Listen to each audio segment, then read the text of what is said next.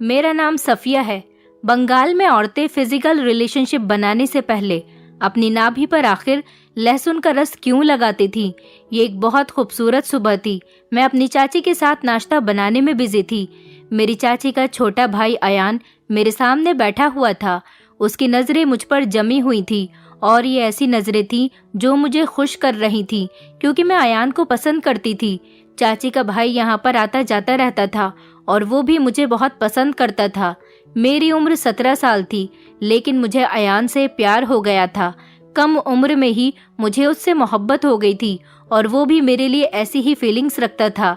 लेकिन मुझे बिल्कुल भी आइडिया नहीं था कि आज का सूरज मेरी जिंदगी में अंधेरा लाने वाला है। आज के बाद मेरी जिंदगी पूरी तरह से बदलने वाली है।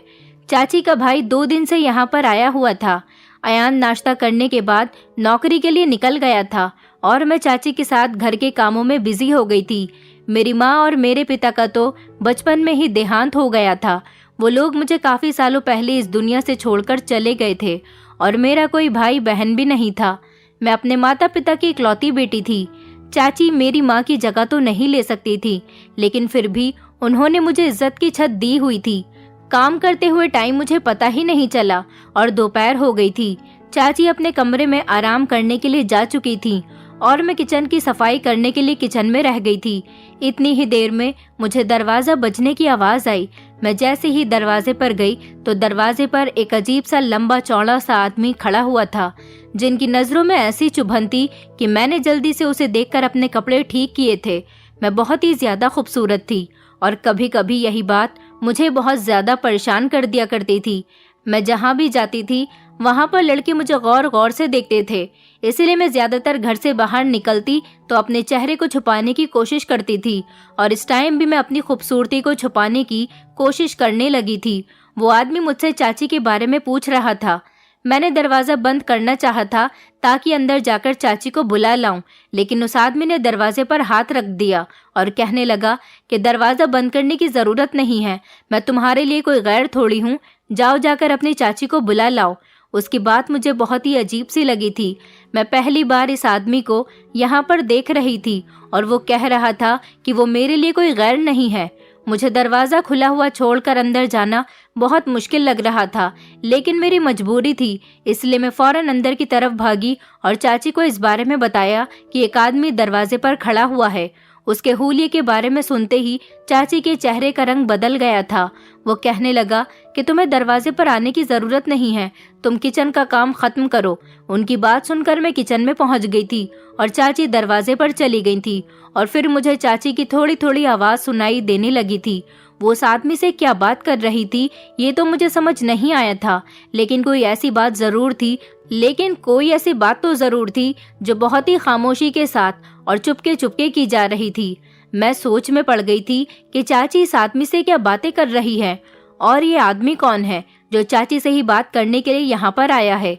कुछ ही देर गुजरी थी कि चाची मेरे पास आई और कहने लगी कि इस आदमी के बारे में तुम्हें अपने चाचा या फिर मेरे भाई अयान को इस बारे में कुछ भी बताने की जरूरत नहीं है। चाची की बात सुनकर मैं हैरान रह गई थी। चाचा जी रोज सुबह सवेरे दूसरे शहर में काम करने के लिए जाते थे और रात को ही वो घर वापस आते थे, लेकिन वो दिन में कई बार चाची को फोन करके उनसे बात करते थे और मेरे भी हालचाल लेते रहते थे। चाचा चाची की अपनी कोई औलाद नहीं थी, इसलिए चाचा मुझे अपनी बेटी समान ही समझते थे। चाचा जी मेरी बहुत परवाह करते थे, इसलिए चाची ने मुझे सख्ती से समझा दिया था कि मुझे उन्हें कोई भी बात नहीं बतानी है। लेकिन मेरे दिल के अंदर इंटरेस्ट पैदा हो गया था कि ये आदमी कौन है जिनके बारे में चाची सबसे छुपाना चाहती हैं। मुझे तो वो कोई बदमाश आदमी लग रहा था, लेकिन मेरी चाची का उससे क्या संबंध था। फिलहाल चाची की बात सुनकर मैंने अपनी जबान पर ताला लगा लिया था और ना ही मैंने इस बारे में अयान से कोई बात कही थी और ना ही चाचा जी से कुछ कहा था।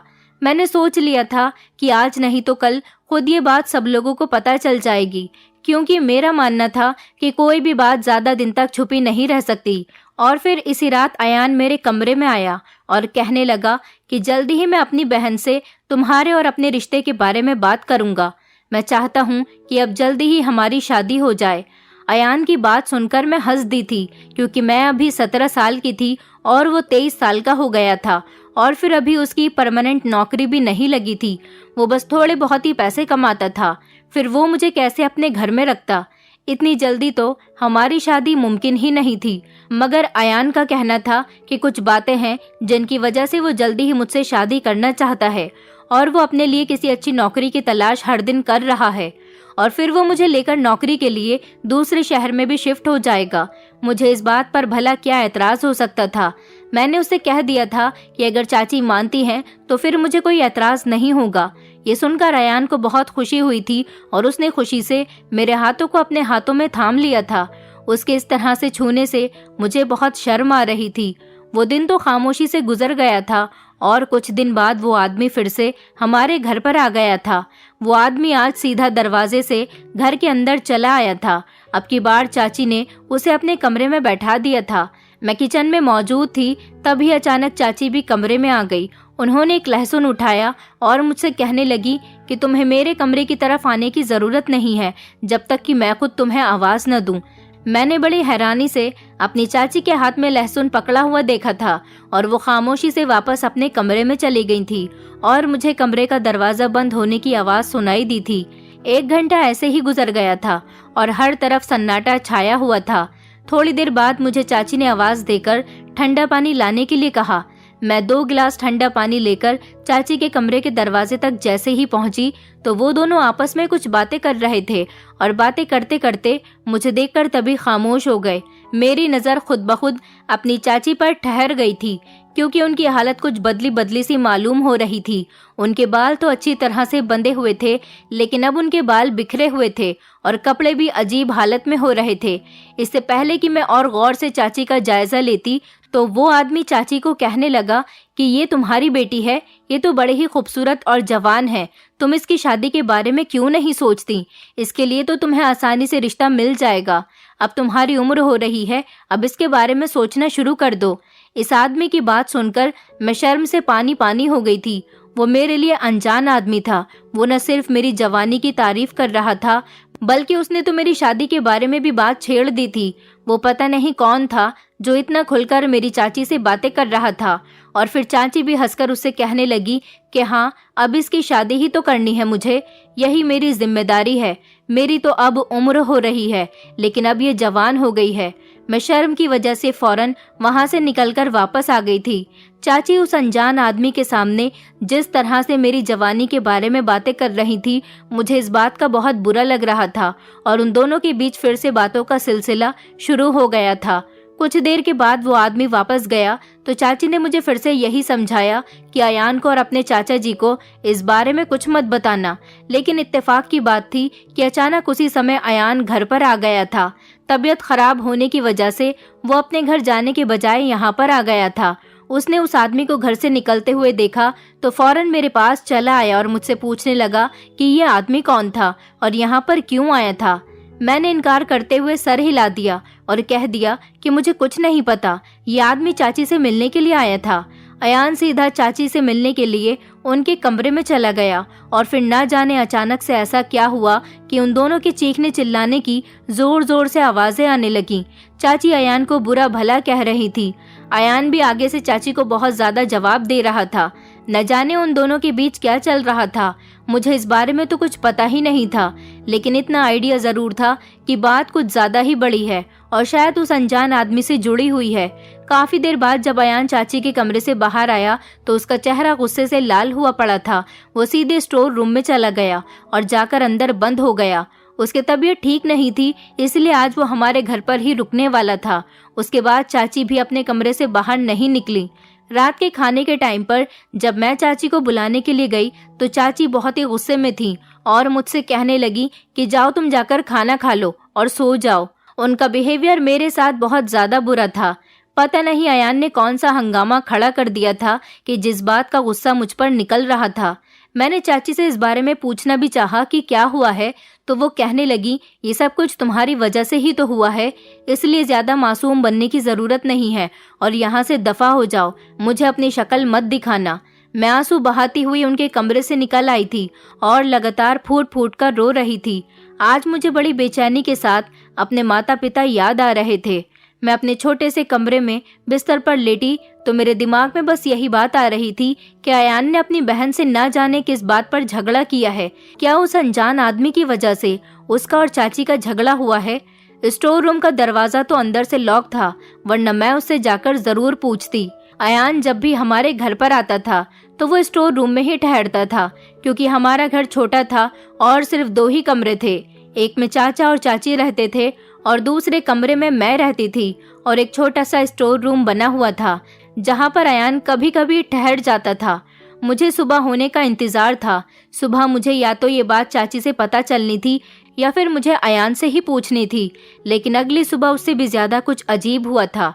जब मैं सोकर उठी तो अयान घर से जा चुका था और चाची भी खामोशी से घर का काम कर रही थी। उन्होंने मुझसे कोई बात नहीं की और उनका बिहेवियर देखते हुए मैं भी उनसे कुछ पूछ नहीं सकी। सुबह उठते ही मेरा पहला काम सफाई करना था, इसलिए मैं सीधा सफाई करने में बिजी हो गई और चाची के कमरे की सफाई करने के दौरान मुझे वहाँ लहसुन का टुकड़ा पड़ा हुआ मिल गया, जिसे चाची किचन से लेकर अपने कमरे में गई थी। और मैं सोच रही थी कि चाची लहसुन क्यों उठाकर लाई थी।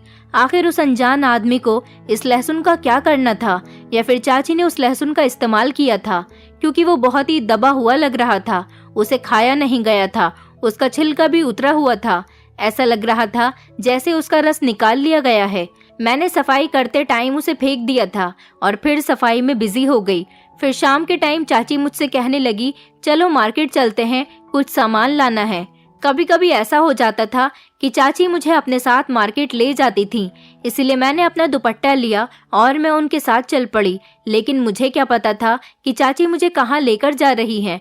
चाची ने रिक्शा किया और हम रिक्शा में बैठकर चल पड़े, लेकिन उस वक्त मैं हैरान रह गई थी जब रिक्शा वाले ने मार्केट को क्रॉस कर दिया। मैंने चाची से पूछा कि हम लोग कहाँ जा रहे हैं। बाजार तो पीछे निकल गया। वो कहने लगी कि दूसरा सामान खरीदना है, इसलिए दूसरे मार्केट जा रहे हैं। उनका बिहेवियर मुझे पहले से कुछ बेहतर लग रहा था और काफी देर के बाद हम एक अजीब से बाजार में पहुंच गए। यहाँ भीड़ भाड़ तो थी, लेकिन लोग काफी अजीबोगरीब मालूम हो रहे थे। हम रिक्शा से उतरे तो चाची मुझे किसी दुकान के बजाय बाजार के पीछे बने हुए एक घर में ले गईं। एक बड़ी उम्र की औरत ने दरवाजा खोला और चाची को देखकर मुस्कुराने लगी। चाची कहने लगी, इसे अपने पास रखो, मैं माल के सही दाम लगवा कर आती हूँ। मैंने चाची को परेशानी से देखा कि वो मुझे अपने साथ ले जाने के बजाय यहाँ पर क्यों छोड़कर जा रही हैं। चाची ने मेरा चेहरा देखा तो वो कहने लगी कि परेशान मत हो, ये भी तुम्हारी चाची ही है, तुम यहाँ बेफिक्र होकर बैठो, बस कुछ देर में मैं वापस आती हूँ। फिर चाची मुझे छोड़कर वहाँ से पलट गईं। उस औरत ने मुझे अंदर ले लिया और घर का दरवाजा बंद कर दिया, और फिर जैसे जैसे वो मुझे अपने साथ लेकर अंदर जाने लगी, मेरी आंखें फटी की फटी रह गईं, क्योंकि उस दरवाजे के पीछे तो एक अलग ही जगह बनी हुई थी जिसमें बहुत सारे छोटे छोटे कमरे बने हुए थे और एक अजीब सी बू की महक आ रही थी। कुछ कदम चलने के बाद ही मुझे आइडिया हो गया था कि मैं किसी नॉर्मल जगह पर नहीं हूँ, ये जगह अलग ही जगह थी। दरवाजों के पास छोटे छोटे कपड़े पहनी हुई लड़कियां खड़ी हुई थी जो मुझे देखकर मुस्कुरा रही थी। उनके कपड़े, उनके चेहरे पर भरा हुआ मेकअप मुझे एक अलग ही सच्चाई बता रहा था। मैं चलते चलते रुक गई तो एक औरत पलटकर मुझे देखने लगी, लेकिन मैंने उससे कहा कि मुझे वापस जाना है, मैं अंदर नहीं जाना चाहती। मेरी बात सुनकर वो औरत जोर से हंसी और कहने लगी कि इस दरवाजे के अंदर आने का रास्ता तो है, लेकिन बाहर जाने का कोई रास्ता नहीं है। तुम्हारी चाची तुमसे जान छुड़ाकर यहाँ से जा चुकी हैं। अब ना ही वो कभी लौटकर वापस आएंगी और ना ही तू कभी यहाँ से लौटकर बाहर जा सकेगी। ये मेरी दुनिया है, यहाँ पर मेरा राज चलता है। तू भी एक औरत है, इसलिए तुझे भी यहाँ पर रहकर मेरा कहना मानना पड़ेगा। उनकी बात सुनकर मेरे पैरों तले से जमीन निकल गई थी। उसने मेरा हाथ पकड़ लिया था। मैंने अपना हाथ उसके हाथ से कस के छुड़ाया और मैंने कहा कि मैं यहाँ पर किसी कीमत पर नहीं रहूंगी और मेरी चाची कुछ देर में आती ही होंगी। मैं बाहर जाने के लिए जैसे ही पलटी तो उसने पीछे से मेरी कमीज पकड़ ली और कमीज जोर से खींची, जिससे मेरी कमीज फट गई। फिर मेरे मुंह पर एक जोरदार तमाचा दे मारा और मैं जमीन पर गिर गई। मेरे मुंह से खून निकलने लगा। वो औरत मेरे पास बैठकर कहने लगी कि तेरी चाची तुझे यहाँ पर बेच कर गई है, अब तू मेरी खरीदी हुई गुलाम है।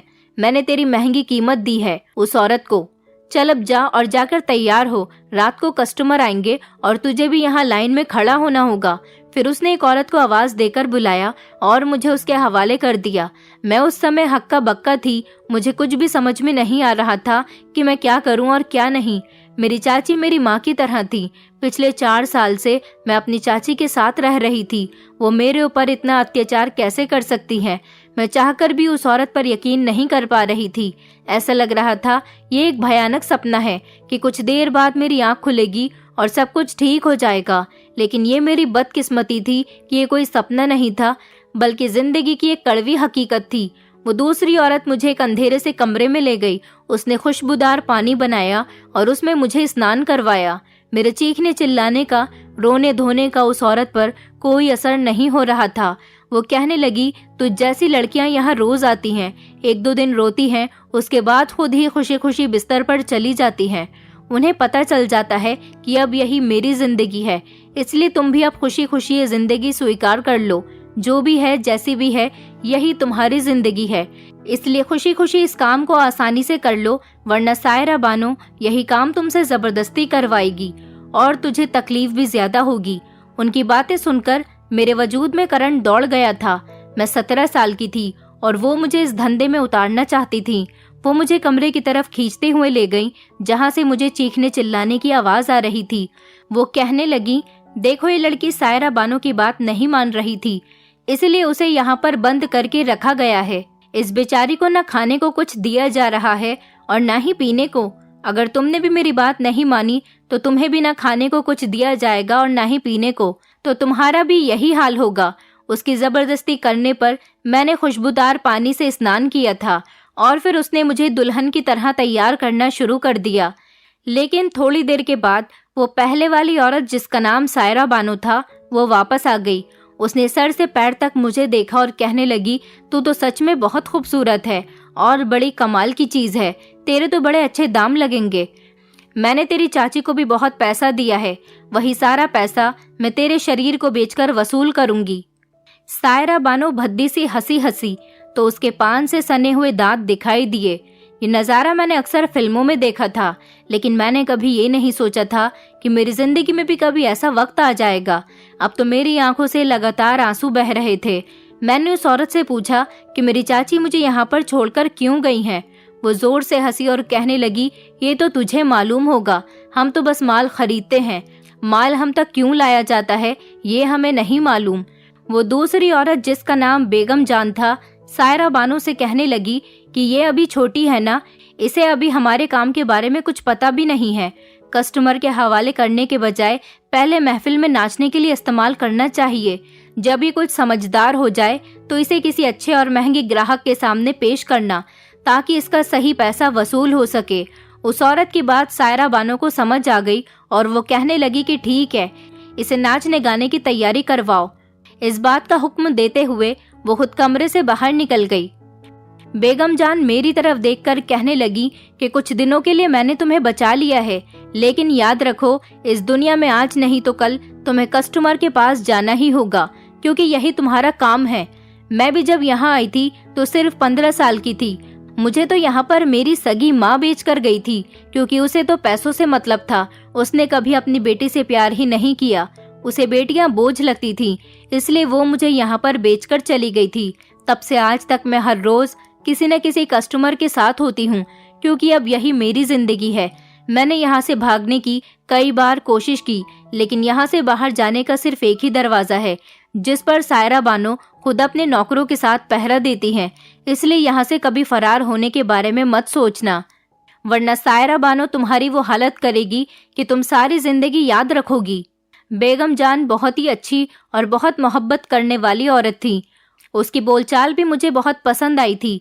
बाकी यहाँ तो कोई औरत ढंग से बात ही नहीं करती थी।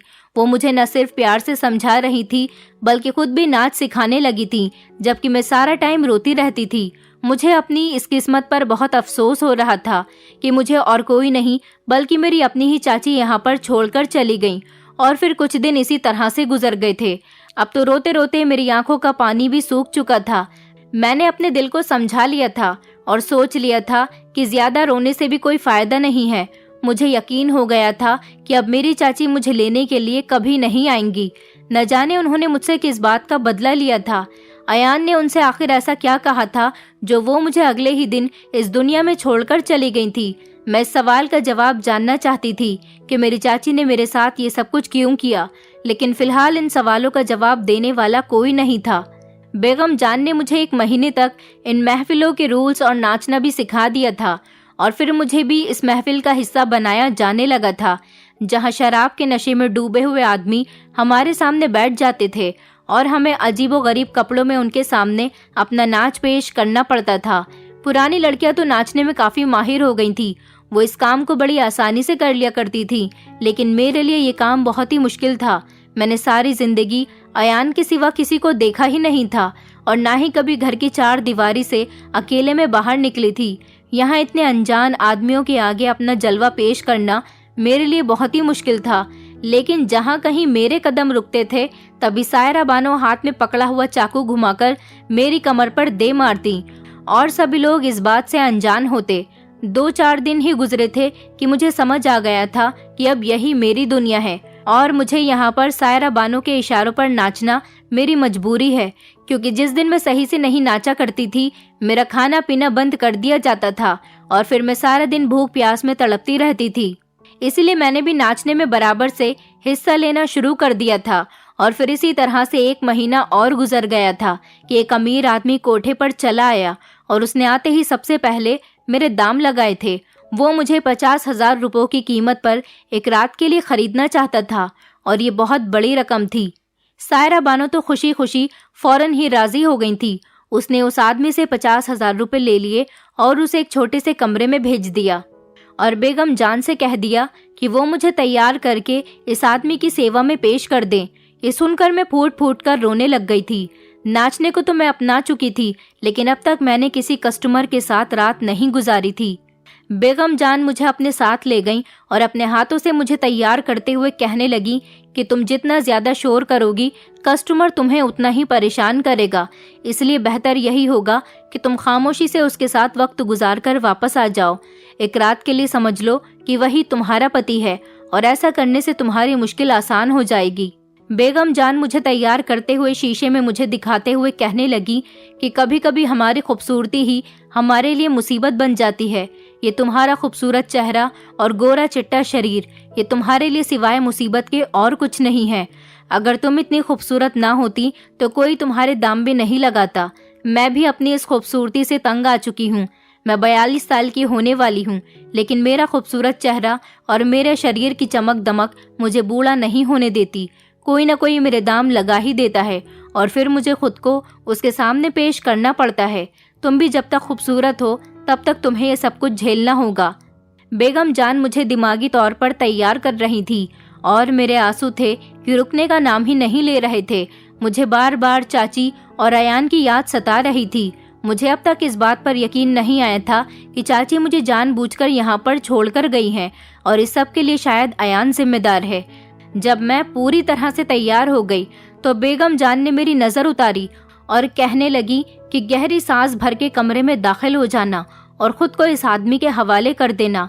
मेरे पास भी इसके सिवा और कोई रास्ता नहीं था, इसलिए मैं इस छोटे से कमरे के अंदर चली गई जहां पर एक नन्हा पीला सा बल्ब जल रहा था, जिसकी धीमी सी रोशनी में मुझे सब कुछ भयानक लग रहा था। मैंने सोचा था कि जाते ही मैं इस आदमी के पैरों में गिर जाऊंगी और इससे कहूंगी कि वो मेरे साथ कोई जबरदस्ती ना करे। मैं रहम की भीख मांगूंगी तो उसे मुझ पर तरस आ जाएगा। वैसे भी मैं कम उम्र की थी और जिस आदमी ने मुझे खरीदा था वो कोई 35 या 40 साल की उम्र का आदमी था। मेरे हिसाब से तो वो मेरे पिता जैसा ही था, मगर मुझे पता नहीं था कि यहाँ पर आने वाले आदमी भी इतने ही पत्थर दिल के होते हैं जितनी यहाँ की औरतें हैं। मैं जब कमरे में दाखिल हुई तो मुझे देखकर इस आदमी के चेहरे पर एक खतरनाक सी मुस्कुराहट आ गई थी। मेरी जैसे ही इसके चेहरे पर नजर पड़ी तो मेरे रोंगटे खड़े हो गए थे। उसके माथे पर एक बड़ा सा जख्म का निशान था। एक आंख बिल्कुल लाल हो रही थी और उसकी नजरें मेरे शरीर पर टिकी हुई थी। मुझ पर इतना डर सवार हुआ था कि मैं वापस बाहर निकलने लगी थी। तभी उसने मुझे पीछे से पकड़कर खींच लिया और कहने लगा कि तेरे इतने महंगे दाम दिए हैं, फिर तू कहाँ भाग रही है। उसके मुंह खोलते ही शराब की बदबू ने मेरी सांस बंद कर दी थी। मैं उसके आगे रहम की भीख मांगने लगी थी, लेकिन उसे मुझ पर बिल्कुल भी तरस नहीं आया था। वो कहने लगा कि चल अब सीधी तरह से बिस्तर पर आ जा। मैं अच्छी तरह से जानता हूँ तो जैसी लड़कियों के नखरे। उसने मुझे सीधे बिस्तर पर धक्का दे दिया था और फिर मेरे दिमाग में बेगम जान की बातें घूमने लगी थी। उन्होंने कहा था कि बिस्तर पर जाने से पहले अपनी नाभि पर लहसुन का रस जरूर लगा लेना। उन्होंने एक लहसुन की छोटी सी कली को छीलकर उस पर नाखून मारकर मुझे दे दिया था। मैंने उसे मुट्ठी में बंद कर लिया था, जिसे मैं इस्तेमाल करना भूल गई थी, जिससे कि मुझे बेगम जान की याद आई। मैंने जल्दी से वो लहसुन की कली अपनी नाभि पर मलनी शुरू कर दी ताकि उसका रस मेरी नाभि पर लग जाए। कुछ ही देर में मैंने पूरी लहसुन की कली अपनी नाभि पर मल ली थी और फिर उसके बाद मेरे साथ वही सब कुछ हुआ था जो मेरे साथ होने वाला था। किसी आदमी ने सारी रात पूरी तरह से अपने पैसे वसूल कर लिए थे। मेरा रोना धोना किसी काम नहीं आया था। वो आदमी तो बिल्कुल ही पत्थर दिल था। उस पर किसी बात का कोई असर नहीं हो रहा था। शायद वो शराब के नशे में चूर था या फिर उसे इस सब की आदत थी। मेरे लिए एक एक मिनट भारी पड़ रहा था। ऐसा लगता था कि जैसे रात खत्म ही नहीं होगी। और फिर एक वक्त ऐसा आया जब मुझ पर बेहोशी सवार होने लगी थी। अब मैं पूरी बेहोश हो गई थी। जब मेरी आंख खुली तो बेगम जान मेरे सामने मौजूद थी। वो कस्टमर सुबह होने से पहले ही जा चुका था। बेगम जान मुझे होश में लाने की कोशिश कर रही थी। जब मुझे होश आया तो उन्होंने मुझे सीने से लगा लिया और कहने लगी, बस पहली रात ही मुश्किल होती है, अब तेरे लिए सब कुछ आसान हो जाएगा। लेकिन मुझे ऐसा नहीं लगता था कि मेरे लिए कुछ भी आसान हुआ है। गुजरी हुई रात बहुत ही भयानक थी। मैं होश में आने के बाद भी चिल्ला रही थी। बेगम जान मुझे अपने साथ अपने कमरे में ले गईं और सारा दिन मैं बस उनके सीने से लगकर आंसू बहाती रही। मुझे अपनी माँ की बहुत याद आ रही थी। अगर आज मेरी माँ जिंदा होती तो शायद मुझे ये दिन ना देखना पड़ता। पहली बार मुझे यकीन हुआ था कि माँ बाप के सिवा कोई अपना नहीं होता। ये रिश्ते भी सिर्फ दिखावे के ही होते हैं। मेरी चाची, जिसे मैं अपनी माँ की जगह देती थी, उन्होंने ही मुझे इस दलदल में धकेल दिया था। यहाँ मैं अपनी पहचान को भुला चुकी थी। मेरा नाम सफिया था, लेकिन यहाँ पर मेरा नाम गुलजान रख दिया गया था। यहाँ सब लोग मुझे इसी नाम से पुकारते थे, क्योंकि मैं खुद भी भूल चुकी थी कि मेरा नाम पहले कभी सफिया था। सारा दिन मैं बेगम जान के पास रही। मैंने उनसे कह दिया था कि मैं किसी कस्टमर के पास नहीं जाऊंगी, लेकिन ऐसा कैसे हो सकता था कि कोठे पर रहने वाली लड़की की कीमत न लगे। 2 दिन खामोशी से गुजर गए। फिर तीसरे दिन एक 55 साल का कस्टमर मेरी कीमत लगाने के लिए आया था। मैंने सायरा बानो से इनकार करना चाहा तो उन्होंने मुझे जोरदार थप्पड़ मार दिया। कहने लगी कि यहाँ इनकार करने की गुंजाइश नहीं है। अगर तू नहीं जाएगी तो मैं तुझे खुद कस्टमर के आगे फेंक आऊंगी। मैं सायरा बानो के आगे मजबूर हो गई थी। बेगम जान ने मुझे उस आदमी के पास जाने के लिए तैयार किया और साथ ही मेरी मुट्ठी में लहसुन भी पकड़ा दिया और कहा कि इसे अपनी नाभि पर लगाना मत भूलना। मैंने खामोशी से वो लहसुन मुट्ठी में दबाया और मैं मरे मरे कदमों से उस कमरे में पहुंच गई। मैंने खामोशी से इस बुढ़े के साथ रात गुजार ली। अब की बार मैंने कोई रोना धोना नहीं किया था। बेगम जान की बात सही साबित हुई थी। जब मैंने शोर शराबा नहीं किया तो कस्टमर ने भी मुझे परेशान नहीं किया, लेकिन बिस्तर पर जाने से पहले ही मैंने अपनी नाभि पर लहसुन का रस लगा लिया था। इस लहसुन से आखिर क्या होता था? बेगम जान ने मुझे ये क्यों लगाने के लिए दिया था? इस बारे में मुझे कुछ नहीं पता था। मैं अपनी जिंदगी में कमा रही थी या अपनी इज्जत गंवा रही थी। अब हर दिन मेरे साथ ऐसा ही होता था। मुझे अभी भी अयान की याद आती थी। क्या उसने मेरी गुमशुदगी पर अपनी बहन से कोई सवाल नहीं किया होगा? क्या उसने मुझे कभी नहीं ढूंढा? क्या वो मुझे भूल चुका होगा? बस मैं हमेशा यही सोचती रहती थी। वो कस्टमर चला गया था और मैं खामोशी से बेगम जान के कमरे में चली गई थी। वो मुझे देखकर मुस्कुराई और धीरे से कहने लगी, तुम कस्टमर के पास जाने से पहले अपनी नाभि पर लहसुन का रस लगा लेती हो ना? बेगम जान की बात पर मैंने हाँ में सिर हिला दिया था। बेगम जान ने कहा कि तुम मेरी बेटी की उम्र की तो हो, मैं तुम्हें अपनी बेटी ही समझती हूँ, लेकिन मैं तुम्हें इन लोगों से नहीं बचा सकती। तुम्हारी पहचान बदल गई है। अगर तुम यहाँ से भागने की भी कोशिश करोगी तो ये समाज तुम्हें जीने नहीं देगा, क्योंकि तुम एक धंधा करने वाली औरत बन गई हो। बेगम जान मुझे हमेशा यही समझाती थी कि अब कभी भी यहाँ से बाहर की दुनिया के बारे में मत सोचना, और मैंने बेगम जान की बातों को अपने दिलो दिमाग में बसा लिया था। ऐसे ही मुझे 8 महीने यहाँ पर रहते हुए गुजर गए। अब तो मैं इस काम की आदी हो गई थी। मुझे सिर्फ इतना पता होता था कि कस्टमर मेरा इंतजार कर रहा है और मैं खुद ही अपने आप को तैयार कर लिया करती थी। मैं जो कभी अयान की दुल्हन बनने के सपने देखती थी, अब हर रात ही हर नए मर्द की दुल्हन बनती थी। लेकिन हर रात बेगम जान मुझे लहसुन पकड़ाना नहीं भूलती थी और ये जरूर जताती थी कि बिस्तर पर जाने से पहले पहले ये लहसुन अपनी नाभि पर जरूर लगा लेना। एक दो बार मैंने इसके बारे में बेगम जान से पूछा कि इस लहसुन में ऐसा क्या है जो आप हर बार मुझे ये दे देती हो, तो वो कहने लगी कि सही वक्त आने पर तुम्हें खुद ही पता चल जाएगा। याद रखना, किसी भी कस्टमर के पास जाने से पहले लहसुन का इस्तेमाल जरूर करना। काफी दिनों से मैं देख रही थी कि बेगम जान बीमार थी, लेकिन वो अपना इलाज नहीं करा रही थी, और वैसे भी हम जैसी औरतों का इलाज मुमकिन कहाँ है। हमारा तो यहाँ कोई अपना ही नहीं है जो हमारी फिक्र कर सके। मेरी फिक्र करने वाली यहाँ पर सिर्फ बेगम जान थी। अगले ही दिन मेरे पास सायरा बानो आई और कहने लगी कि रात को तैयार रहना, तुम्हारे पास एक कस्टमर आएगा। ये कहकर सायरा बानो चली गई और मैं तैयार होने लगी, क्योंकि अब मुझे इस दुनिया की आदत हो गई थी। मैं जब पूरी तरह से तैयार हो गई तो बेगम जान ने फिर आकर मुझे लहसुन का टुकड़ा पकड़ाया। मैं आज सोच में पड़ गई थी कि आखिर बेगम जान मुझे लहसुन क्यों देती हैं। आज मैं उनसे इस सवाल को पूछकर ही रहूंगी, लेकिन मुझे कस्टमर के पास जाने के लिए देर हो रही थी, इसलिए मैंने सोचा कि मैं जब वापस आऊंगी तो उनसे इस सवाल का जवाब जरूर पूछूंगी। कस्टमर मेरा इंतजार कर रहा था, इसीलिए मैं कस्टमर के कमरे में उसके पास पहुंची, लेकिन इससे पहले मैंने लहसुन के रस को अपनी नाभि पर लगा लिया था। हालांकि मैं इतना जरूर जानती थी कि इस काम के पीछे कोई न कोई खास बात तो जरूर है। मेरे दिमाग में बार बार लहसुन वाली बात घूम रही थी। अगर मुझे कोई इस बारे में बता सकता था तो वो सिर्फ बेगम जान थी, और आज मैंने फैसला कर लिया था कि मैं आज उनसे पूछकर ही रहूंगी, क्योंकि वो हर बार मुझे लहसुन के बारे में बताना नहीं भूलती थी। मैं जैसे ही कमरे में पहुंची तो मेरी आंखें फटी की फटी रह गईं, क्योंकि उस कमरे में मौजूद मर्द कोई और नहीं बल्कि अयान था, जो नशे में चूर बिस्तर पर बैठा हुआ था। और मुझे देखते ही वो एकदम उछल पड़ा और फिर मेरे पास आकर हैरानी से पूछने लगा, सफिया, तुम यहाँ पर क्या कर रही हो? मैंने तुम्हें कहाँ कहाँ तलाश नहीं किया। मैंने उसे जोर से धक्का दिया और पीछे हटाकर कहा कि मैं सफिया नहीं हूँ, मेरा नाम गुलजान है। मुझ में इतनी हिम्मत नहीं थी कि मैं सफिया बनकर अयान का सामना करती। मेरी इज्जत लुट चुकी थी। सालों से इस कोठे पर मेरी इज्जत नीलाम हो रही थी। अयान ने आकर मेरे कंधों से पकड़कर मुझे झंझोड़ दिया और कहने लगा कि मैं अच्छी तरह से जानता हूँ तुम मेरी सफिया ही हो। तुम यहाँ तक कैसे पहुँची? मुझे तो मेरी दीदी ने यही बताया था कि तुम किसी लड़के के साथ भाग गई हो। अयान की बात सुनकर मेरे होश उड़ गए और फिर मैंने उसे अपनी पूरी कहानी बताई। मुझे यहाँ तक पहुँचाने वाला कोई और नहीं बल्कि उसकी अपनी ही बहन थी। ये बात सुनकर वो मेरे कदमों में बैठकर रोने लगा और उसने मेरे हर सवाल का जवाब दिया। उसने मुझे बताया कि जब से मेरी बहन को तुम्हारे और मेरे अफेयर के बारे में पता चला था, तभी से वो तुमसे नफरत करने लगी थी। इसलिए वो अनजान आदमी को अपने फायदे के लिए बुलाती थी, क्योंकि जीजा जी तो ज्यादातर घर से बाहर ही रहते थे।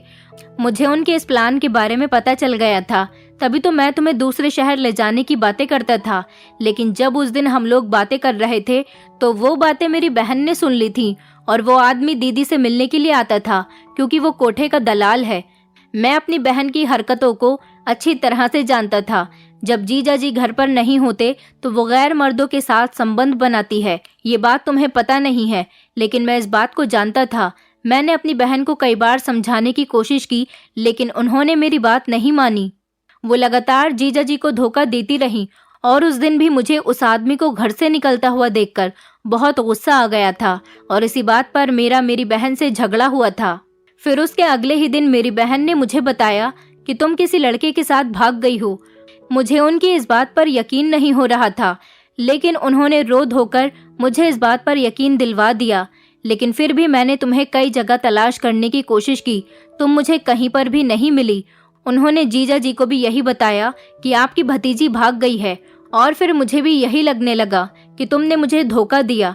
मैं तुमसे तुम्हारी चाची की तरफ से माफी मांगता हूँ। तुम्हारी चाची बहुत बीमार हैं और बिस्तर पर पड़ी हुई हैं। उसे उसके किए की सजा मिल चुकी है, और ये सब कुछ उनके साथ इसलिए हुआ है क्योंकि उन्होंने एक बिन माँ बाप की बच्ची को सताया।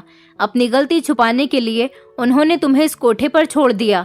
अयान रोते हुए मुझसे माफी मांगने लगा था कि उसने मुझे ज्यादा ढूंढने की कोशिश भी नहीं की। अयान मुझे अपने साथ ले जाने की जिद करने लगा, लेकिन मैंने उससे साफ इनकार कर दिया, तो वो खामोशी से वहां से चला गया। उसने मुझसे जिद इसलिए नहीं की क्योंकि वो जान चुका था कि अब मैं एक वैश्या हूँ और इस हाल में वो मुझे कभी एक्सेप्ट नहीं करेगा और ना ही उसे ये समाज मुझे एक्सेप्ट करने देगा। अयान की हालत मेरी बेवफाई में ऐसी हो गई थी, उसने अपने आप को शराबी बना लिया था और वो कोठे पर भी आने लगा था।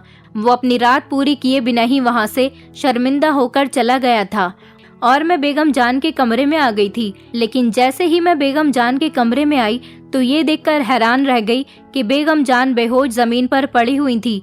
मैंने उनको छूकर देखा तो उनका शरीर ठंडा पड़ा था, शायद वो इस दुनिया से जा चुकी थी। ये देखकर मेरे पैरों तले से जमीन निकल गई और मेरी आंखों से आंसू नहीं रुक रहे थे। मैं बेगम जान को ही अपना सब कुछ मानती थी और आज वो मुझे इस दुनिया से छोड़कर जा चुकी थी।